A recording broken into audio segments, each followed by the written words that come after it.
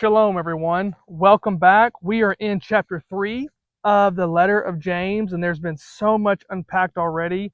Chapter 1 was just full, every paragraph of just wisdom that we need to meditate on. And then chapter 2 was touching on the subject of having favoritism or partiality between people, like a rich man and a poor man contrast, and also touching on the subject of having faith without works and is considered dead, James would say, and that our faith should produce works, just like Abraham when he had faith and also had works by giving up his son Isaac, and then ultimately that was credited to him as righteousness. And so, with that being said, it brings us right into chapter 3, and this is the tongue is a fire. Do not become teachers in large numbers, my brothers, since you know that we who are teachers will incur a stricter judgment. For we all stumble in many ways. If anyone does not stumble in what he says, he is a perfect man, able to remain in the whole body as well.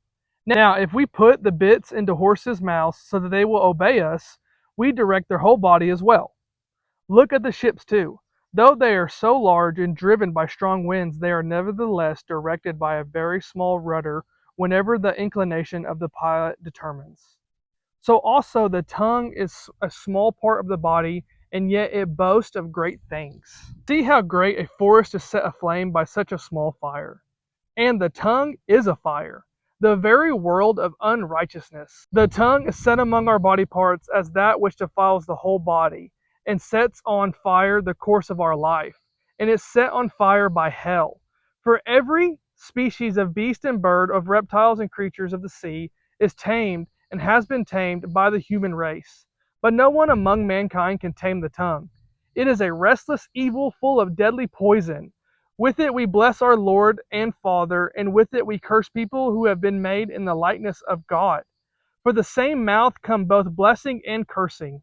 My brothers and sisters, these things should not be this way. Does a spring send out forth from the same opening both fresh water and bitter water? Can a fig tree, my brothers and sisters, bear olives, or a vine bear figs? Nor can salt water produce fresh. Wisdom from above. Who among you is wise and understanding? Let him show by his good behavior his deeds in the gentleness of wisdom. But if you have bitter jealousy and selfish ambition in your heart, do not be arrogant and so lie against the truth. This wisdom is not that which comes down from above, but is earthly, natural, demonic. For where jealousy and self-ambition exist, there is disorder and every evil thing. But the wisdom from above is first pure, the peace-loving, gentle, reasonable, full of mercy and good fruits, impartial, free of hypocrisy, and the fruit of righteousness is sown in peace by those who make peace. Wow.